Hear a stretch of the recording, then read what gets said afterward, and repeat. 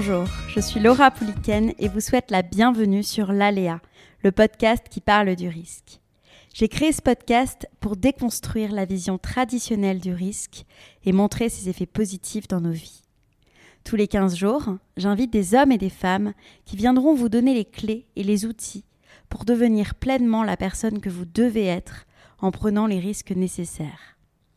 Je le répète souvent, mais croyez-moi, c'est la solution pour aider et inspirer le plus grand nombre. Si le podcast vous plaît, vous pouvez laisser un commentaire et 5 étoiles sur l'application Apple Podcast ou iTunes et ou partager les épisodes sur vos réseaux sociaux. Un grand merci d'avance. Petite news. Pour les passionnés de podcasts qui rêveraient de créer le leur, j'ai imaginé la formation dont j'aurais rêvé avant de me lancer. Dans cette formation, vous trouverez le nécessaire pour créer votre podcast et votre identité de marque. Le lien est dans les notes de l'épisode.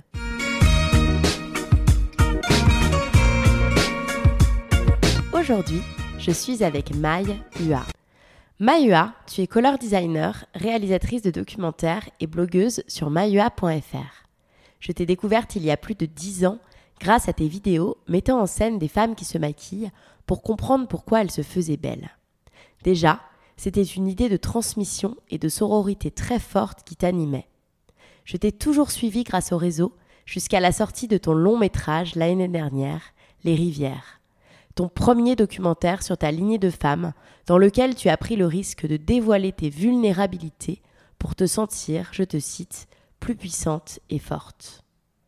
Salut Maï.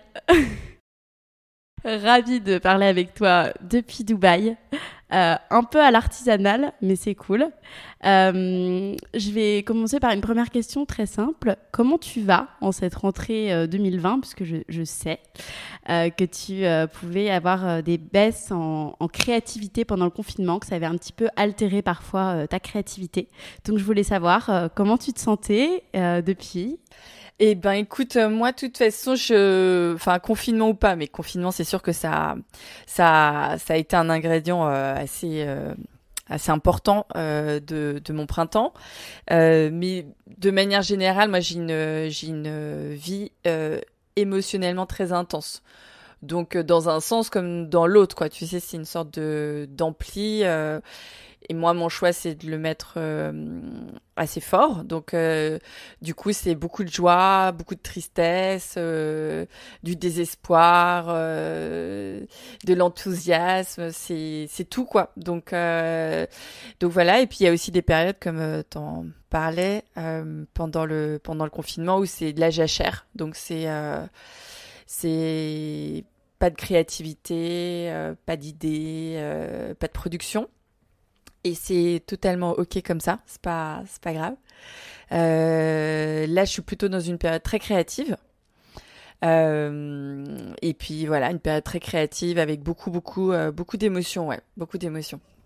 J'ai lu dans la présentation de ton blog, que je suis depuis très longtemps, maïhua.fr, que tu citais la phrase d'Osho qui disait « L'existence est une expérience solitaire ». Est-ce que tu peux me dire ce que ces mots t'évoquent ? En fait, ça m'a coûté beaucoup, en fait, de me soumettre à cette sagesse. C'est que on est tous reliés, mais dans nos développements et dans nos déploiements et dans nos guérisons, qui vont à des rythmes différents, sur des terrains qui sont différents, avec des stimuli qui sont différents. Et en fait, ces cheminements-là, on doit les faire seuls. Donc, ça peut être littéralement seul, tu vois, si tu vas dans une retraite et que tu te retrouves assis ou assise en train de jeûner pendant 4 jours à rien faire qu'être avec toi-même. Et ça peut être très compliqué, mais ça peut être aussi lorsque tu dialogues avec les autres, avec les gens que t'aimes, et que tu vois que dans une même situation, en fait, t'as une manière de considérer les choses, d'en être affecté, et puis d'y répondre qui sont totalement différentes. Et c'est de cette solitude-là que je parle, je pense. Donc on est seul dans ces cheminements-là, ouais. en reliance, mais seule. Et du coup, je pense que quand tu l'admets, et ben tout d'un coup, paradoxalement, tu es en lien avec beaucoup, beaucoup, beaucoup de gens. Je sais que tu as un parcours donc, qui est extrêmement riche avec de multiples projets artistiques. Est-ce que tu peux poursuivre en nous racontant ton parcours donc dans les grandes lignes sous le prisme de la sortie de sa zone de confort, de ta zone de confort pour te connaître mieux et devenir la Maï que tu es aujourd'hui, puisque c'est le thème de mon podcast, des entrées et des sorties de la zone de confort, mais pour se connaître mieux finalement, pour être au plus près de soi-même. Ouais. Alors, pour moi, la question, elle s'est pas toujours posée en ces termes. C'est-à-dire que ça fait longtemps que je sors de ma zone de confort, parce que, tu vois, j'ai fait une école de commerce, après un bac C à l'époque, une prépa HEC, j'ai fait du marketing pour Lancôme. Dans un profil qui était plutôt créatif, donc on m'avait catalogué comme créatif, donc je créais des produits de maquillage sur des collections de maquillage, donc des collections éphémères avec énormément de lancements tous les 6 mois. Donc c'était une sorte de laboratoire qui déjà était quelque part beaucoup d'exploration. Et puis la première rupture avec cette zone de confort dans laquelle j'étais jusqu'à maintenant, parce qu'en fait c'était une zone dans laquelle la performance était très importante et je performais très bien. Donc j'étais une bête de concours, j'étais une tronche en maths, donc j'étais très très à l'aise dans un environnement très compétitif. Et y compris dans un environnement compétitif avec moi-même, parce que tu vois, je suis enfant d'immigrés vietnamiens pour qui cette performance scolaire et académique est extrêmement importante. Donc tu vois, si je revenais avec un 18, mon père me demandait si quelqu'un avait eu 20, et si j'avais eu 20, est-ce que quelqu'un a eu les points bonus pour avoir 22, quoi. Donc c'était avant d'être en compétition avec les autres, c'était déjà avec moi-même d'être toujours plus performante. Et j'étais donc très très très à l'aise là-dedans, d'autant plus que je performais bien, donc j'étais tout le temps très très bien notée et dans les meilleurs, donc c'était très confortable. Et en même temps, vers 3-4 ans après avoir été embauchée, je me rends compte que en fait, je me prends pas un mur dans le sens où tout va très très bien chez L'Oréal, mais j'ai une sorte de révélation en fait, pourquoi faire en fait, à quoi ça va servir. Et j'avais déjà eu ces questionnements quand j'étais en école de commerce sur tu vois, les discussions entre les gens portaient beaucoup sur l'intérêt du travail, l'intérêt du stage qu'on allait décrocher. Et moi je disais ouais, mais si au lieu de parler d'intérêt, on parlait d'utilité, par exemple, est-ce que ce serait pas une meilleure question? Et en même temps, j'avais pas de réponse à ça, j'avais aucune vocation. Donc bon, je faisais ce pourquoi je semblais être faite, performer. Et puis là, chez L'Oréal et chez Lancôme, je me confronte à un double mur. Le premier, c'est de comprendre que je suis pas faite pour le monde de l'entreprise. Je suis pas faite pour la hiérarchie. Je suis résolument un électron libre et du coup préparer toutes ces réunions, avoir des présentations non-stop m'intéressait pas. Et je voyais beaucoup, j'apprenais énormément parce que ça te forge un caractère, une manière de penser, une manière de présenter, une manière de communiquer tes idées qui m'ont jamais quitté. Et donc ça a été une très très bonne école, mais ce mur-là de est-ce que j'ai vraiment envie de rester en entreprise? Non. Et puis le second qui était quelque chose d'un petit peu plus existentiel, qui était mais pourquoi faire? Pourquoi faire en fait la vie de ma N+1, j'adore ma N+1, j'adore ma N+2, j'adore mes projets, j'ai une équipe au top et pourtant je suis pas si épanouie que ça et ça m'inspire pas en fait. Ce que fait ma N+1, ma N+2, ma N+18 ne m'inspire pas et la vie c'est maintenant, je suis jeune maintenant et en même temps que j'étais là-bas, j'ai développé un truc sur les couleurs en faisant de la cosmétique. Qui m'a passionnée. Et cette passion est devenue hyper forte et je le savais pas encore, mais justement, ça répondait en surface, en tout cas dans un premier temps, à ces questions existentielles du pourquoi, qu'est-ce qu'on fout là. Et du coup, j'ai décroché une formation aux Arts Déco pour développer une expertise sur la couleur qui, j'en conviens, est très très niche comme expertise, mais je me suis dit c'est ça qu'il faut que je fasse, je vais le faire. Et donc si tu veux, de l'extérieur, beaucoup de gens ont dit mais tu prends un risque inconsidéré, ou alors soit incroyable, soit inconsidéré, tu quittes le réel, tu quittes une position, tu as un salaire, enfin, et puis surtout tu as un avenir, tu vois, c'était ça le truc des rails, quoi. Et du coup j'en ai peu parlé parce que je voulais pas initier ces discussions-là. Parce que je savais très bien que si je les initiais et que si je commençais à cogiter, en fait, j'allais jamais partir. Et voilà, pour moi, c'était pas du tout une prise de risque. Certainement parce que j'étais un peu inconsciente et certainement parce que c'était à l'âge que j'avais, c'était pas si, tu vois, j'avais un futur ex-mari à l'époque qui était à fond, qui m'a vachement encouragée, qui m'a soutenue. Je pouvais reprendre un boulot que je faisais quand j'étais étudiante de donner des cours de maths, et c'était un boulot qui était super bien payé, donc je pouvais payer mes études. J'avais pas encore d'enfants à charge, donc c'était en fait le meilleur moment pour me lancer, quoi. Et puis après, en fait, aux Arts Déco, j'ai appris à explorer. Donc c'était une formation diplômante. Non, pardon, une formation certifiante et non diplômante. Donc en fait, j'avais pas d'enjeu noté.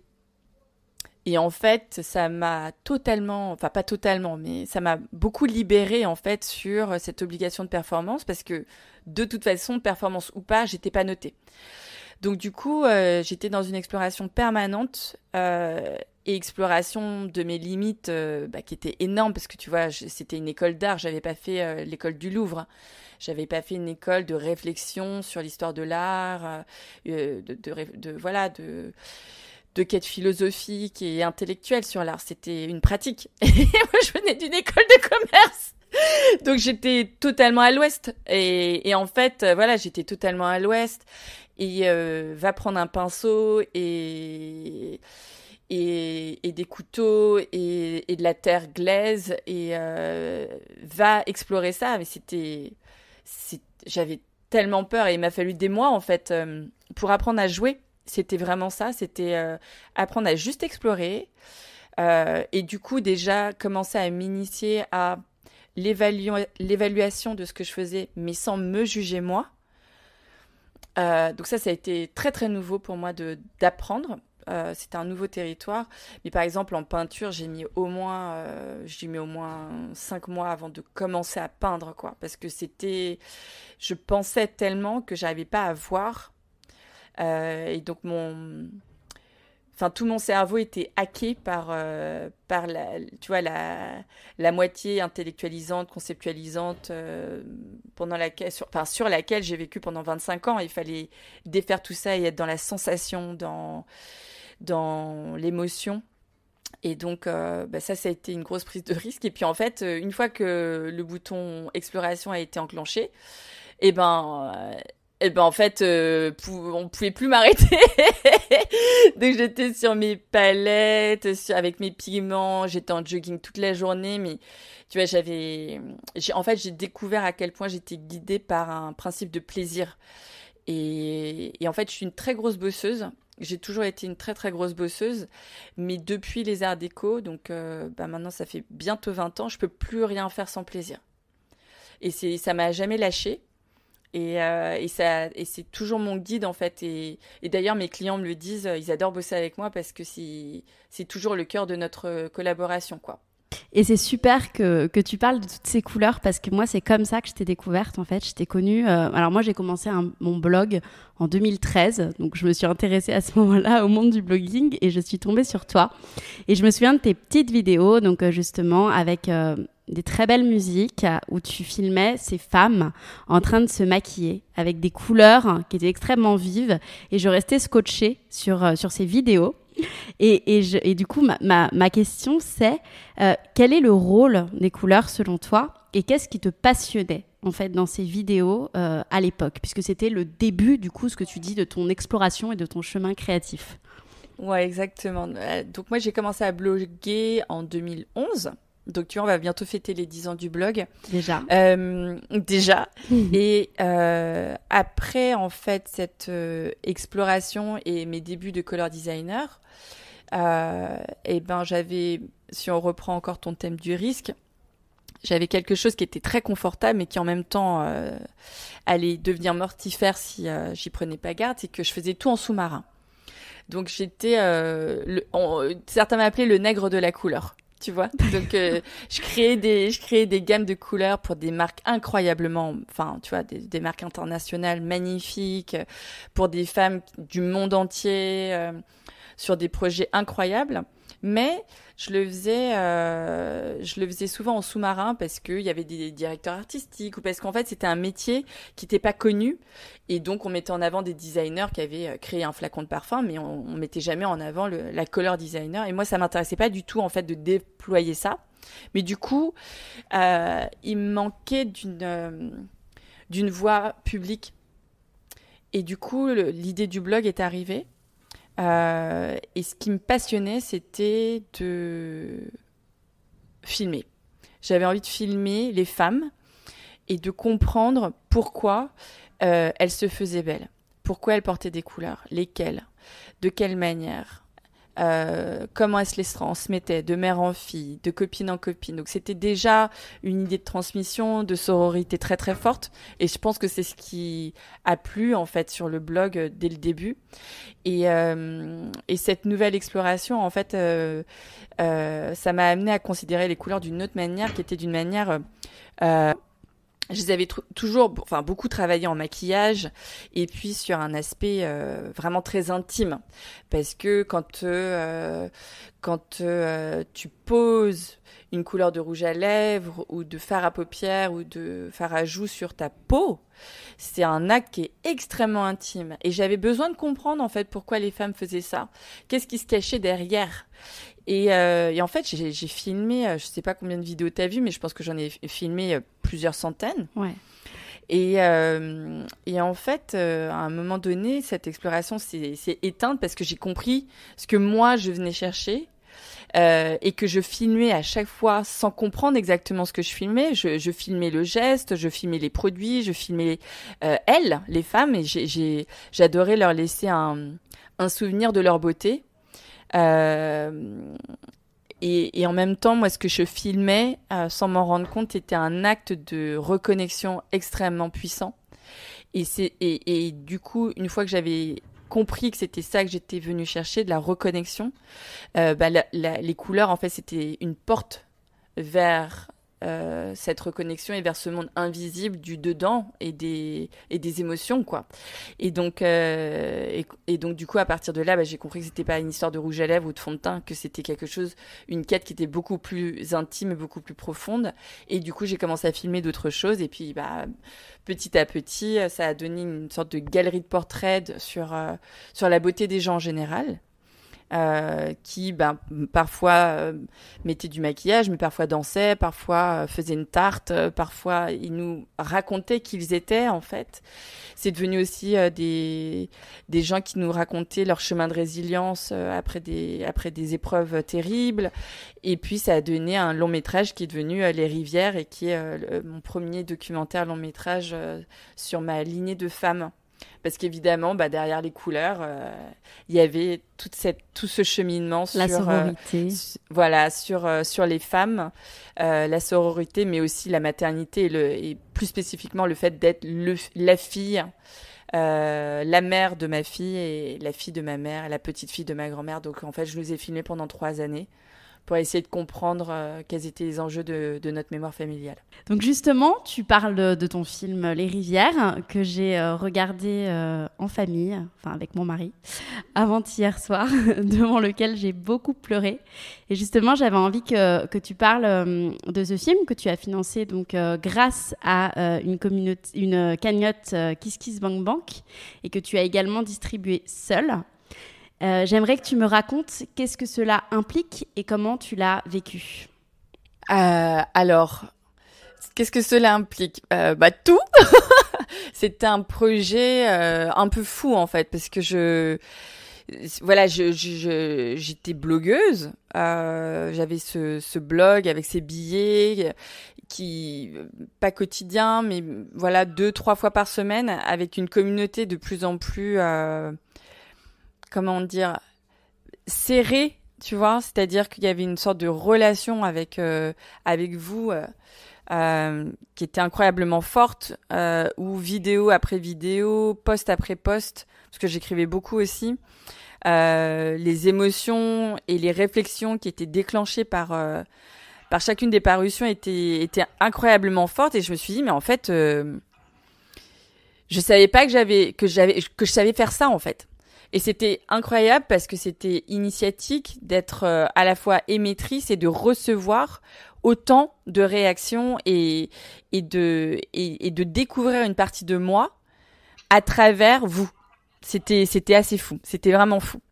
Et puis, à un moment donné, en fait, la communauté m'a dit, mais Maï, là, ça fait, 6 ans, 5 ans que tu fais des vidéos avec des formats courts. Mais en fait, t'es prête pour un long. Lance-toi, nous, on te soutient. Et c'était intéressant parce que c'était... tu vois, j'ai pas eu le CNC, mais j'avais une communauté qui était incroyablement bienveillante et qui était totalement confiante dans le fait que j'allais pouvoir réaliser un long métrage.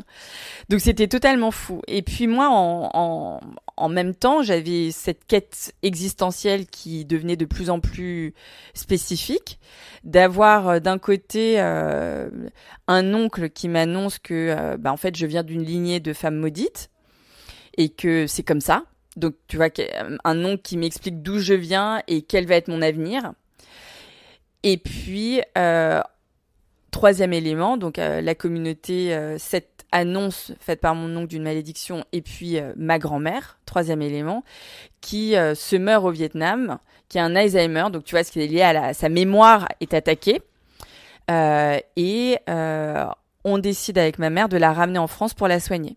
Et puis les trois en même temps, en fait, je me dis, je prends ma caméra, je vais, en filmant tout ça, comprendre pourquoi je suis maudite, de quelle manière je suis, pourquoi, et surtout, je vais éviter de refiler ça à ma fille, parce que j'ai une fille et on me dit que je suis issue d'une lignée de femmes maudites et que donc si je fais rien, je vais refiler ça à ma fille et c'est pas possible, je peux pas ne rien faire. Et donc, je fais des tonnes de choses, sauf que je sens que c'est toujours là, qu'il y a toujours quelque chose qui s'agite et que je comprends pas. Et du coup, je joue mon va-tout qui est de faire un film, quoi. Et évidemment, j'ai aucune idée de ce dans quoi je m'aventure. Et donc, l'arrivée de ma grand-mère parmi nous et de ma caméra aussi parmi nous, parce que c'est un personnage en soi, va créer des aventures et des discussions et une liquidation, en fait, de nos liens névrotiques. Et de nos souffrances. Et donc, je vais filmer pendant 3 ans et je vais monter pendant 3 ans aussi après. Parce qu'en fait, il m'a fallu beaucoup de temps pour comprendre ce que j'avais filmé et pour que, de manière assez magique, finalement, la table de montage me remonte des informations. Parce que si t'écris des notes pendant que tu vis quelque chose ou juste après les avoir vécues, t'es dans une subjectivité qui est totale. Si tu filmes, t'es dans une subjectivité qui est partielle. Elle est là parce que tu choisis de filmer quelque chose et pas quelque chose d'autre. Tu le cadres d'une certaine manière. Tu bouges la caméra d'une certaine manière. Donc c'est quelque chose qui est totalement organique, c'est vraiment un sixième sens, mais en même temps ce que tu filmes et ce qui est objectivé, c'est vraiment ce qu'il y avait, quoi. Donc tu vois la position des gens, tu vois leur énergie, tu vois les regards que tu n'avais pas vus quand tu filmais, et tu vois tout un tas d'informations en fait qui émergent, que ton monteur voit et que toi tu ne vois pas parce que tu es dans la situation, et du coup voilà, la table de montage petit à petit va me faire remonter des informations. Et je vais monter et remonter ce film pendant 3 années. et écrire une voix off à la toute fin du processus avec ma mère, qui m'a beaucoup aidée aussi dans le processus, pour révéler quelle était mon histoire en fait. Et voilà. Et avant justement de rentrer dans toutes ces techniques, je trouve qu'ils sont passionnantes, et de parler d'intime, qui est vraiment la définition pour moi du film. J'avais envie, c'est une question très simple, mais je me mets à la place en fait de quelqu'un. En fait, on a tous beaucoup d'idées, et on a tous envie de faire des choses, et parfois c'est très dur en fait de passer à l'action et de se dire ok, j'y vais. Et en fait, toi, surtout pour quelque chose, pour un travail qui est aussi intime. Et j'avais envie de savoir, toi, comment tu as fait en fait ce chemin où tu t'es dit j'ai envie d'y aller. Alors, je sais très bien que tu as eu l'annonce de ton oncle, et où tu t'es dit finalement je n'ai pas peur et j'y vais et on verra en fait. Oui, alors ça c'est le nœud du truc. Alors, il y a plusieurs situations. La situation quand je quitte le réal et que je quitte un boulot salarié dans une boîte extraordinaire internationale avec tout ce que tu veux, j'ai pas peur en fait. Je pars parce que je sais que je dois le faire et qu'il ne peut pas en être autrement. Là, pour les rivières, j'ai un peu de ça, mais la grosse différence, c'est que j'ai très peur. J'ai très peur parce que je pense que ça peut faire résonance avec toi comme avec beaucoup de gens qui nous écoutent. La famille, c'est toujours problématique. Toutes les familles sont dysfonctionnelles, et toutes les familles sont dysfonctionnelles parce que elles reposent sur des systèmes de loyauté très forts, notamment par rapport à nos anciens et non par rapport à nos descendants, et c'est ça qu'il faut inverser souvent. Et ces loyautés, elles sont possibles parce que tout le monde se tait. Et tout le monde se tait parce qu'on a envie que ça se passe bien pour le repas de Noël, on a envie de pas blesser ceux qui auraient déjà été blessés, on a envie de les préserver, on a envie de protéger. Donc du coup, le silence s'installe, et donc rompre le silence en plus avec une caméra, c'est juste un truc inimaginable. Et moi, j'avais un mélange d'inconscience totale, tu vois, de ce que j'étais en train de faire, et de dire je vois pas où est le problème, alors que évidemment que c'était énorme en fait, tu vois, et aujourd'hui je suis pas du tout sûre que je pourrais le refaire. Il y a certains passages qui sont tellement difficiles déjà à vivre que de les filmer en plus, ça me paraît fou en fait. Donc je pense qu'il y a des éléments qui sont magiques. Moi je ne sais pas pourquoi j'ai la caméra, comme certains ne savent pas pourquoi ils écrivent, comme tu sais pas pourquoi tu crées un podcast, mais il faut le faire. Donc c'est vraiment c'est your call for life, tu vois, ils disent ça en anglais. Donc il y a un mélange de ça, et puis il y a un mélange de t'as peur et tu y vas. Et c'est ça en fait, je pense, il y a beaucoup d'aventures psychologique comme ça sur l'idée de grandir, à quel moment on grandit. Et en fait, on grandit toute sa vie, tu vois, on s'arrête pas à la majorité à 18 ans, on continue toute sa vie de grandir. Et je pense que moi, c'était un moment où j'avais besoin de grandir. Et pour grandir, en fait, on apprend à traverser sa peur. Et ça, c'en était une énorme, en fait, de A à Z, c'est-à-dire prendre la caméra, filmer, interroger les gens, monter, et puis partager ça au monde entier ensuite. C'était des peurs énormes, mais que tu traverses parce que je pense qu'il y a quelque chose en toi, la fameuse petite voix, qui sait que tu dois le faire. Et donc, quoi qu'il en coûte, enfin, c'est même pas quoi qu'il en coûte, quoique, comment dire, si pour moi c'était vraiment à la vie, à la mort. Donc ce film, il m'a obligée à détruire beaucoup de choses, mais je l'ai fait parce que je savais que c'était la condition sine qua non pour en faire renaître d'autres, et que même si je savais pas ce que ça allait faire renaître, et puis tu vois, il y a eu des terrains qui sont restés dévastés pour toujours, tu vois. J'ai un oncle qui me parle plus, tu vois, il y a des choses qui ont été définitivement, enfin pour l'instant en tout cas, terminées. Et puis en même temps, voilà, j'ai une relation à ma mère qui s'est totalement transformée, une relation à mes enfants qui s'est déployée, et puis évidemment une relation à moi-même qui s'est totalement révélée et transformée, quoi. Donc voilà. Super intéressant. Et en regardant ton film, ça m'a fait penser à à des propos de Julien Messmakers, qui est l'auteur de la Bible de 10%, qui me racontait, lui, que sa vraie prise de risque s'était faite dans un endroit très intime de son corps et de son esprit. Et en préparant cette interview, ça m'a vraiment rappelé sa réflexion.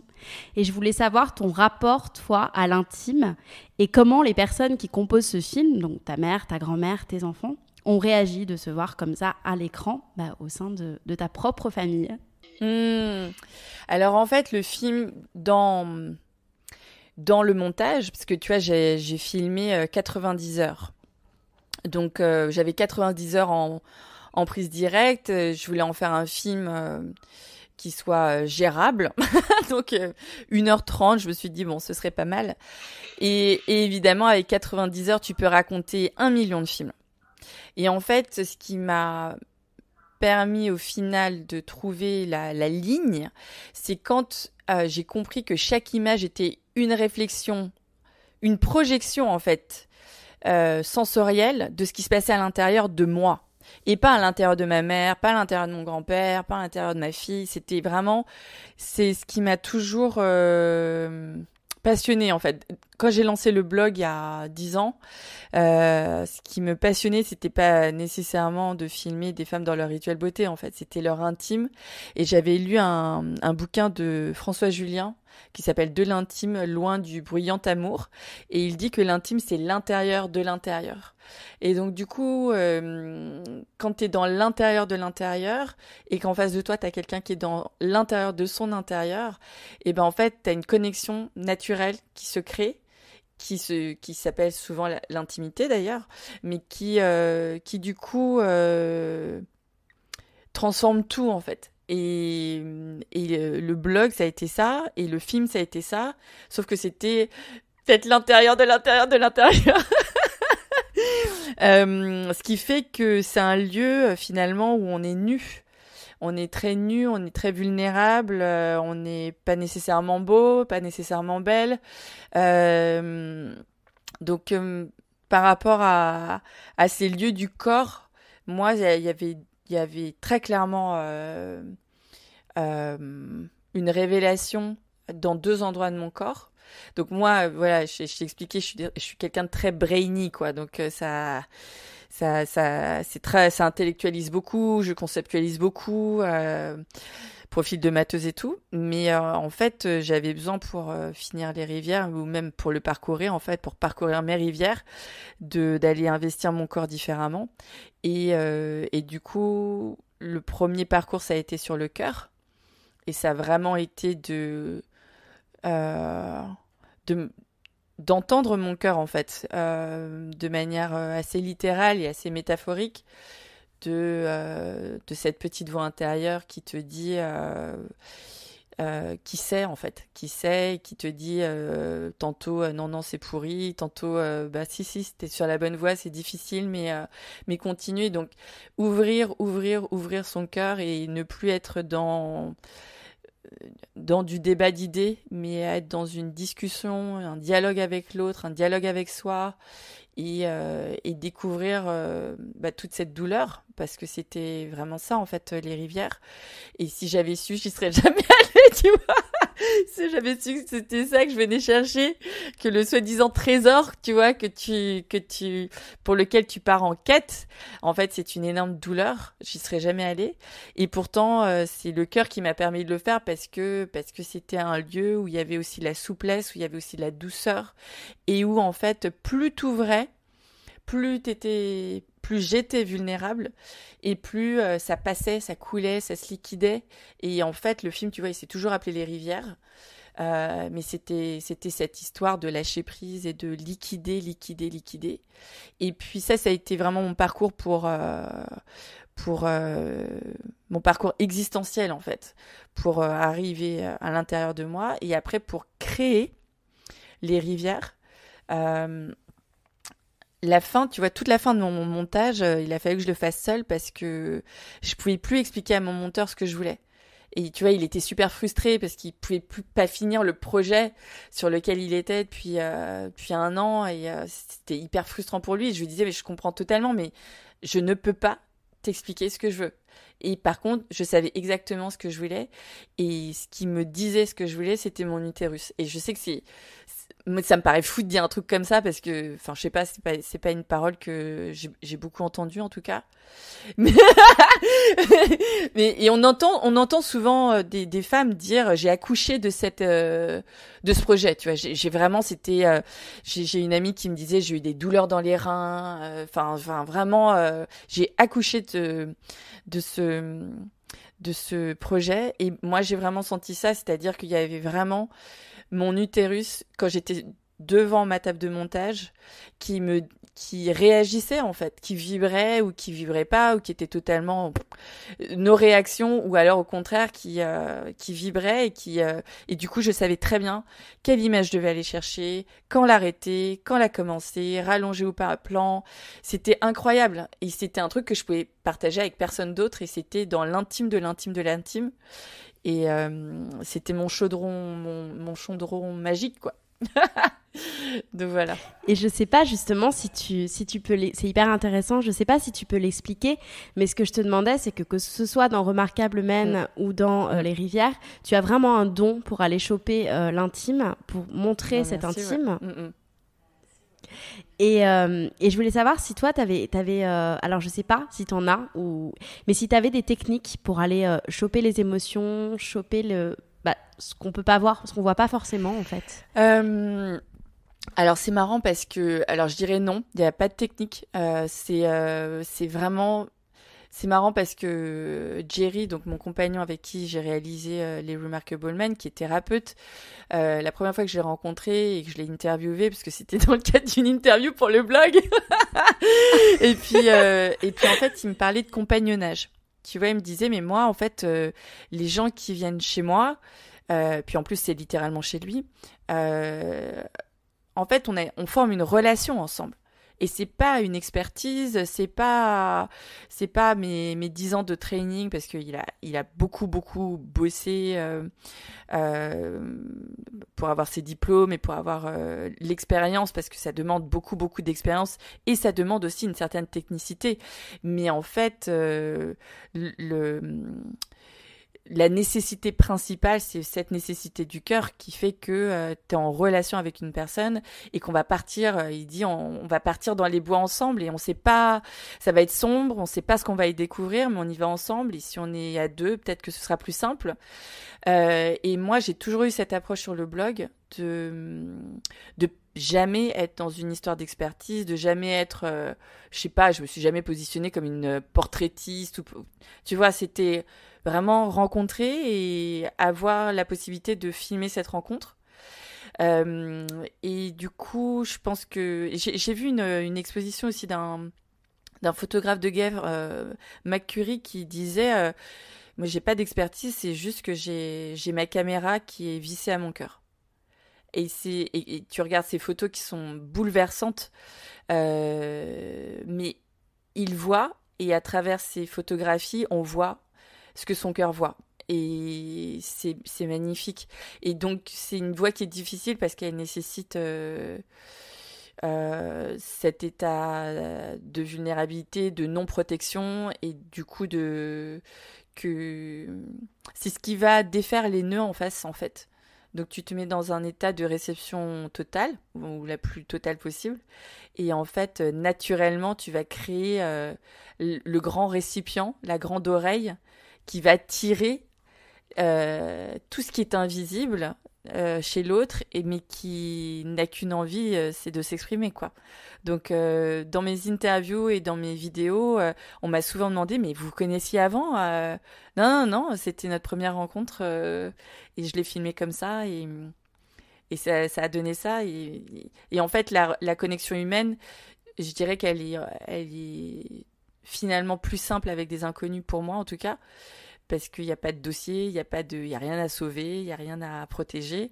C'est plus difficile, plus tu rentres dans l'intime avec tes parents, tes frères et sœurs, ton mec, tes enfants, ton ex-mari, plus tu es dans l'intime et plus c'est dur. Et c'est pour ça que c'est un lieu, l'intime, qui est un lieu de libération incroyablement fort, je trouve. Donc voilà. Et donc du coup, pour rebondir ou pour répondre à ta précédente question sur comment les gens autour de moi ont réagi, panique à bord. Panique à bord parce que tout d'un coup, soit ils embarquaient avec moi dans cet intime, soit ils embarquaient pas. Ils avaient le choix, mais du coup, comme on est reliés dans cette famille, comme dans toutes les familles, qu'on a ces loyautés, qu'on a ces choses à défendre, et ben du coup, ça a été panique à bord. Et en même temps, ça a été... du coup, il y a des gens qui ont dit no way, c'est pas possible. D'autres qui ont dit génial. Et d'autres qui ont dit génial et no way. Comme ma mère, par exemple, tu vois, qui avait cette ambivalence permanente et inconsciente de vouloir totalement rentrer dans ce projet. Et je pense que ça se voit assez bien à la caméra qu'elle est tout à fait OK pour être filmée. Et puis, en même temps, comprendre petit à petit, elle comme moi, que le projet était pas celui qu'on imaginait au début et qu'il allait nous emmener dans les bois, l'une et l'autre, et que ça allait devenir de plus en plus sombre. Et en fait, il y a eu un moment où j'ai dû partir avec elle et il y a un moment où j'ai dû partir seule. Et puis, elle est revenue me rejoindre après. Et justement, toute cette vulnérabilité, finalement, c'est une puissance de création, enfin, cette vulnérabilité que vous montrez toutes les femmes. Et j'ai l'impression que l'extérioriser, donc grâce à ce film Les Rivières, ça te rend plus forte, finalement. Ah mais oui, incroyable. Et est-ce que tu peux m'en parler, justement, de ça ? Alors...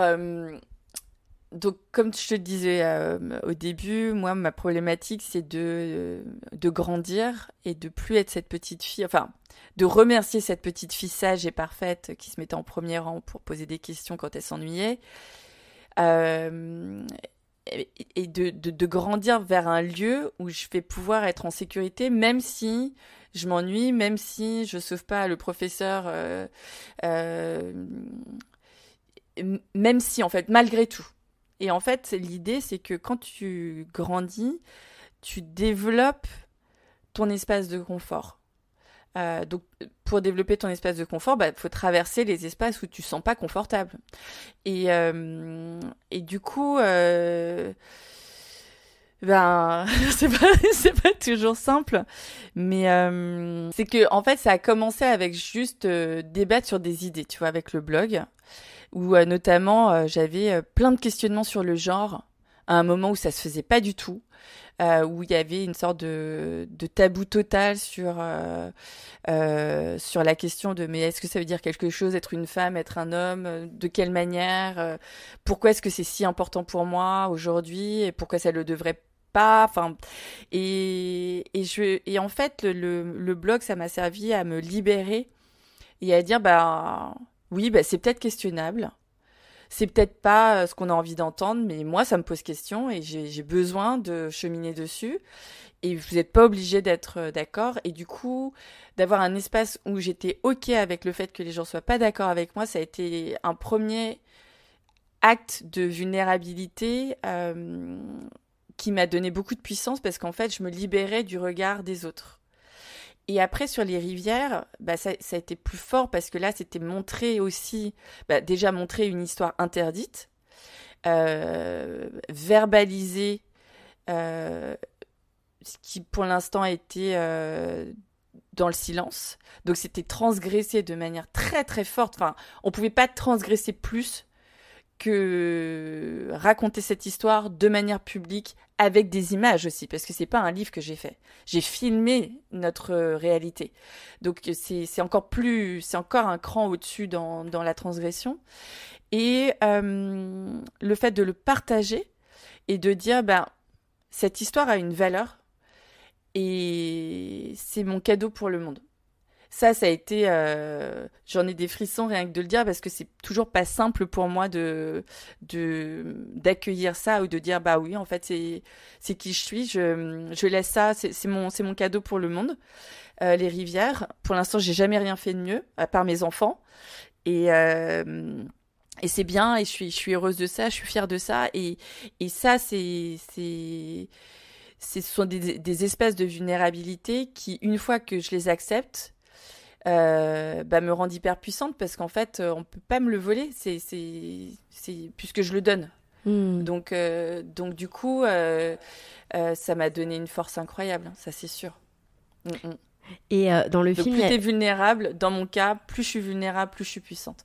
Est-ce que cette quête t'a permis de déterminer la cause de ces traumas finalement et d'expliquer en fait ces transmissions inconscientes? Pour moi, c'était vraiment comprendre comment, en me remettant au centre de mon récit, et non plus ma mère, et non plus ma fille, et non plus ma grand-mère, et mon grand-père, et quoi au caisse, mais vraiment en étant au centre de mon récit et en m'autorisant à dire « je », et ben en fait, ma vie s'est totalement transformée. Parce qu'en fait, j'étais jamais au centre de ma vie. Jamais, jamais, jamais. Donc les rivières, ça m'a appris ça.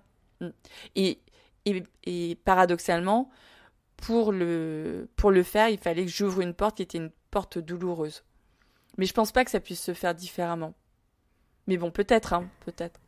Et dans ce film, donc, tu parles de trauma transgénérationnel, donc de violence, de transmission mère-fille.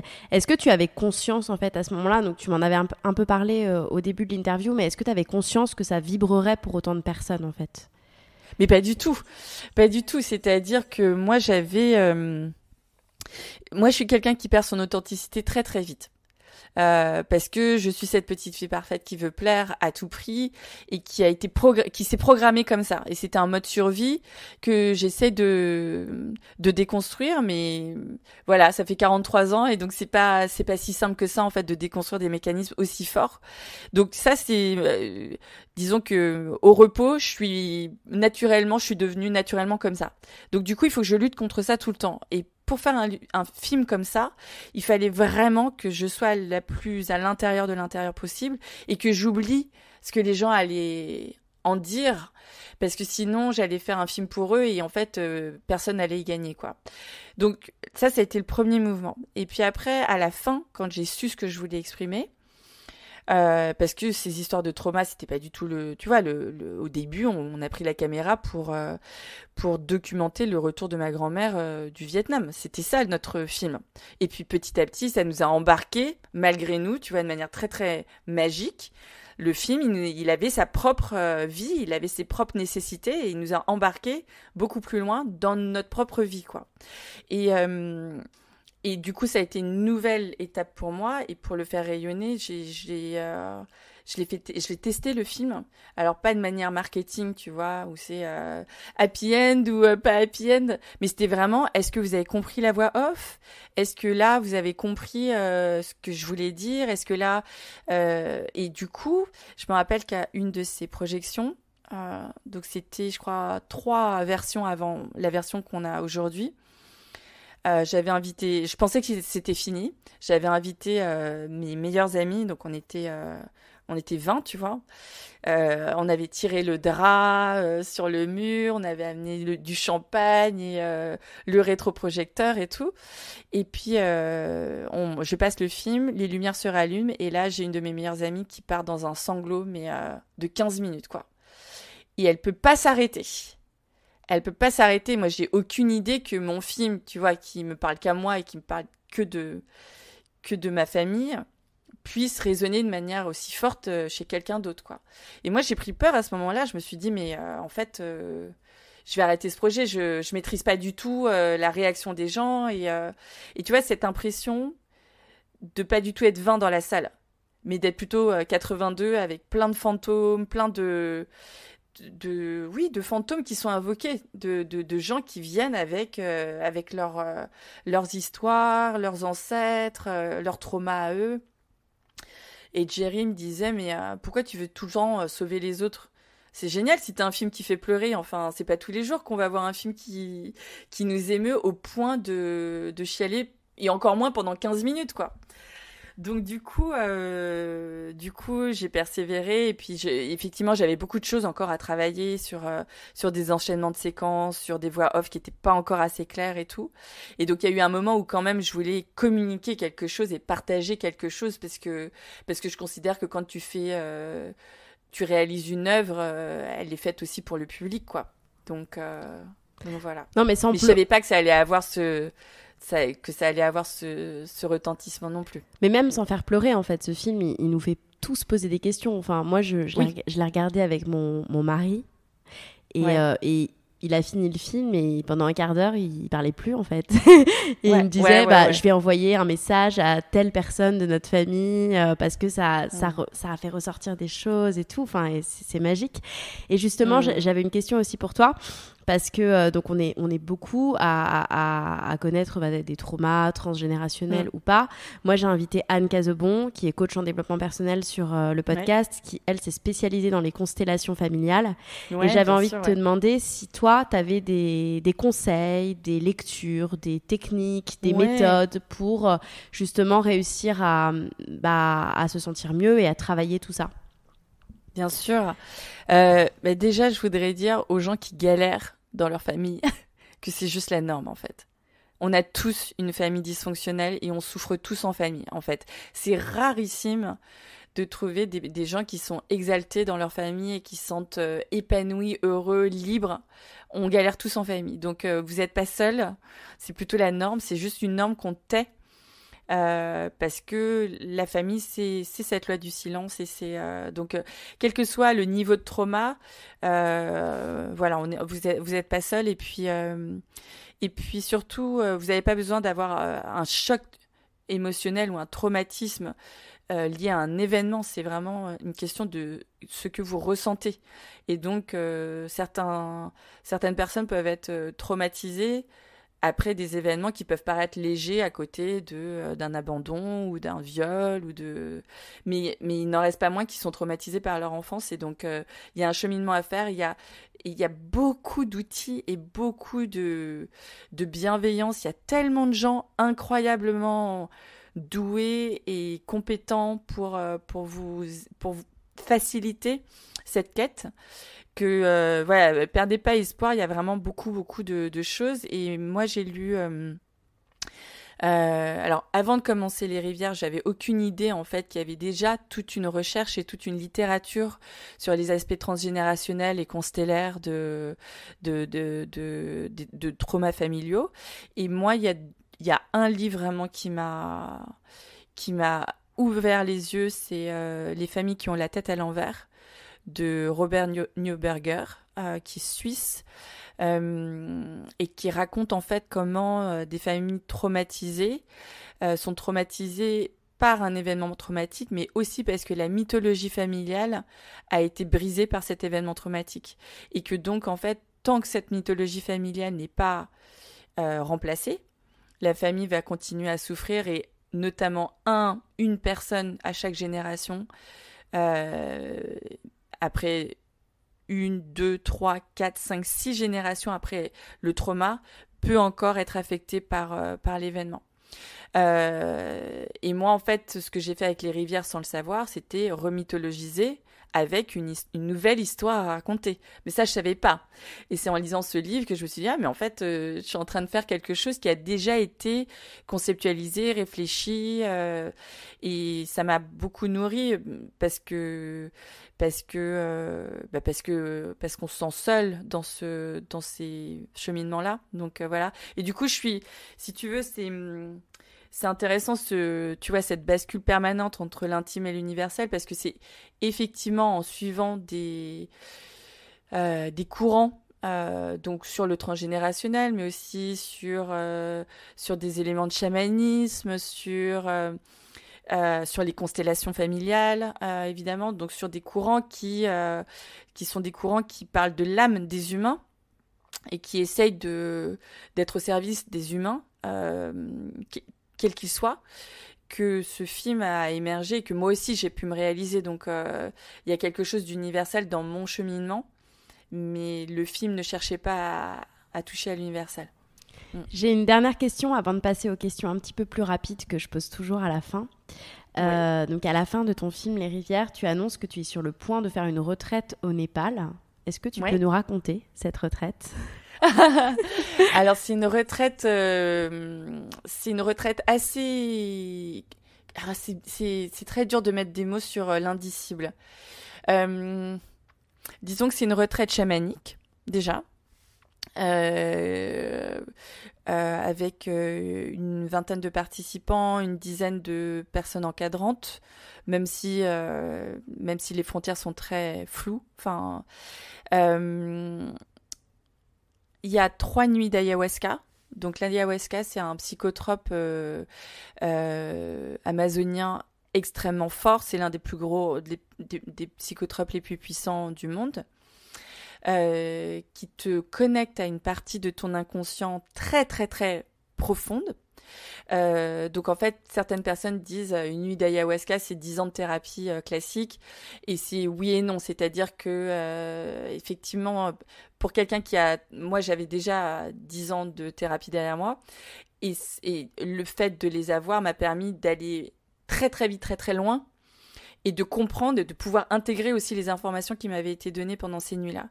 Mais quelqu'un qui a qui a 20 ans et qui a jamais cheminé encore et qui prend ces substances-là, elle se retrouve dans un roller coaster et elle sait pas quoi faire de ces informations, et donc du coup, elle n'aura pas le résultat de 10 années de thérapie non plus. Donc voilà, et en fait, chaque personne réagit différemment, mais me concernant, ce sont des visions.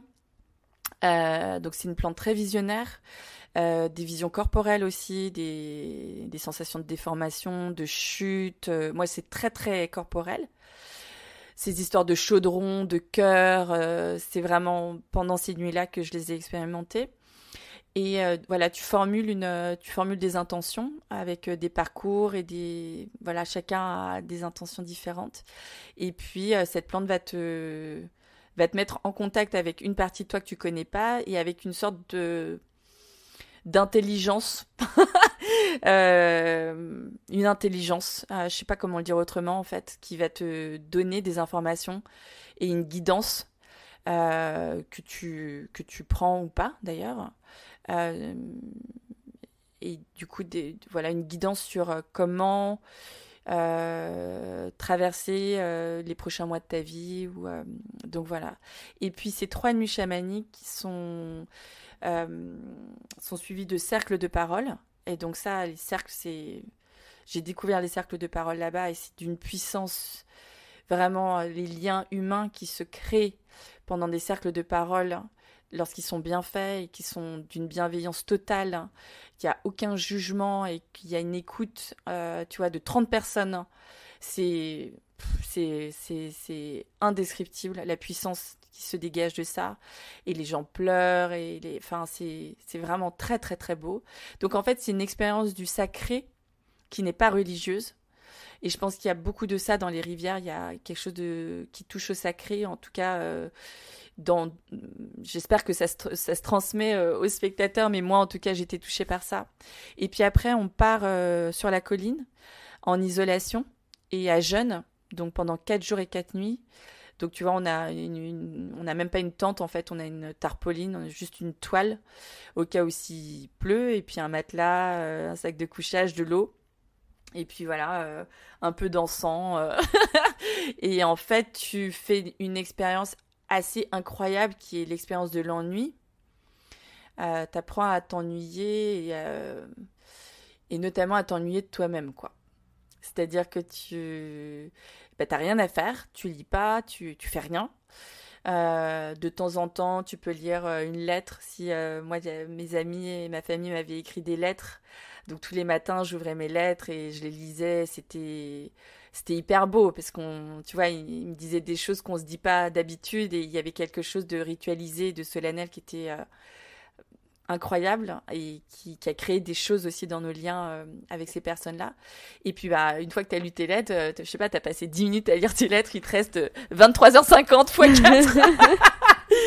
et évidemment que tu vas avoir tu vas avoir faim, tu vas avoir peur, tu vas avoir des pensées qui vont tourner en rond. Donc moi j'ai ce qu'on appelle le monkey mind, tu vois, cet esprit singe là qui arrête pas de papoter, qui jacasse de manière obsessionnelle, et ça tourne en rond. Et en fait, moi, les 2 fois où je l'ai fait, parce que je l'ai fait 2 fois, ça tourne en rond pendant à peu près 2 jours et demi. Et là où, tu vois, je peux être, encore une fois, très dans mon cerveau, dans mon mental. J'ai beaucoup de colère. Et donc, ça se traduit comme ça par des pensées obsessionnelles. Où évidemment, je pense que j'ai raison et j'aurais dû lui dire ça. Mais quel connard d'avoir pensé ça, etc. Et ça tourne et ça tourne et ça tourne et ça me fatigue. Et donc, il y a un moment donné où c'est comme si ton âme se rebelle et dit non, mais... est-ce qu'on peut s'arrêter à une minute? Et tout d'un coup, pouf, ça, comme un vampire à l'aube, quoi. Tu vois, ça se dissipe. Ouais, et c'est magique. C'est génial. Donc voilà. Et puis après, on revient tous ensemble. Tu vois, on va chercher les uns les autres. Donc, on forme une sorte de serpent le long de la colline, jusqu'à rentrer, et on rompt le jeûne de manière ritualisée, et c'est pareil, tout le monde pleure parce qu'on sait qu'on a tous vécu un truc, qu'on s'est manqué pendant 4 jours, et que je sais pas, c'est comme si tout d'un coup, c'est très basique, mais t'en as à foutre de ce qui s'est passé pour l'autre. Tu veux vraiment, t'espères qu'il lui a et c'est ce sentiment là du care, tu vois, to care for someone, quoi. Tu vois la personne et rien que de la voir, t'as les larmes aux yeux et t'es tellement heureuse de voir cette personne et elle est tellement heureuse de te retrouver. Et puis voilà, tu romps le jeûne, t'es mort de rire parce que t'as pas mâché pendant 4 jours et que tu sais pas quoi faire de ça. Enfin, c'est incroyable, c'est vraiment incroyable. Bon, bah ça donne envie en tout cas. Merci beaucoup. On va finir par des petites questions. Donc, l'idée, c'est que tu y répondes d'une manière assez rapide. Ouais. Ce qui est compliqué pour toi. Mais on tente. Quelles sont les questions que l'on te pose le plus en général? Maï, qui es-tu? C'est très compliqué pour moi de répondre parce qu'en général, les gens qui me disent ça me disent, en fait, ce qu'ils veulent dire, c'est quelle est ta profession? Quand ils disent, Maï, qui es-tu? Et moi, ça ne correspond à aucune réponse pour moi. Tu vois, je peux pas me présenter sous le prisme d'une profession, je saurais même pas laquelle. Donc, c'est toujours une grande partie de plaisir. C'est quoi pour toi être une femme? Ah, c'est drôle comme question. Et ben déjà, c'est une expérience. C'est une expérience dans ton corps. C'est une expérience dans les projections que tu as et dans ton identité, comment tu te formes identitairement. C'est une projection aussi dans le regard des autres, parce que tu es vue comme une femme. Et donc, il y a de ça. Et puis après, c'est je pense, un cheminement sur lâcher cette identité, petit à petit aussi. Mais c'est vraiment un cheminement. Et les rivières, ça a été vraiment un très, très grand cheminement sur c'est quoi être une femme. Et jusqu'à là, sans le savoir, jusque-là, être une femme, c'est avoir peur d'être une femme. C'était ça. Et évidemment que c'est beaucoup mieux que ça. Ouais. Ta ou tes citations préférées? J'aime beaucoup It's by going into the abyss that you find the treasure of life, de Campbell, je crois. J'aime beaucoup aussi celle de Jung qui est Do you want to be good or whole? Ça m'a beaucoup, beaucoup, beaucoup aidé. Et puis peut-être une citation de Bell Hooks, là, parce que je suis en train de finir le deuxième film qui s'appelait Les Remarkable Men et qui va maintenant s'appeler Make Me a Man, donc qui est plus sur les hommes cette fois-ci. Et Bell Hooks, elle dit, qui est une féministe afro-américaine, et elle dit « If you want to have loving men, you have to love men ». Et ça me parle énormément. Si tu devais dire quelque chose à la Maï de 20 ans, que lui dirais-tu? Merci. Grand merci. Ouais. Et si tu devais retenir qu'une chose de tout ce que tu as appris, qu'est-ce que ce serait? Aimer. Et enfin, une dernière question que je pose à tous mes invités, qui est un peu ma question rituelle.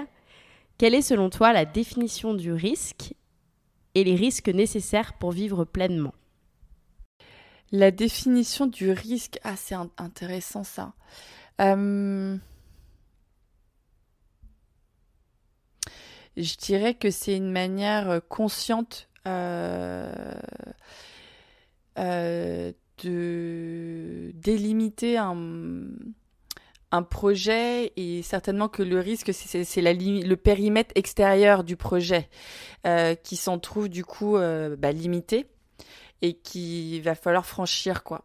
Mais c'est là où ça devient intéressant, en fait. Pour moi, quand je commence à avoir peur d'un risque, je me dis c'est là que tu dois aller, parce que c'est là où cette aventure t'attend, quoi. C'est pour ça qu'elle t'est donnée à vivre.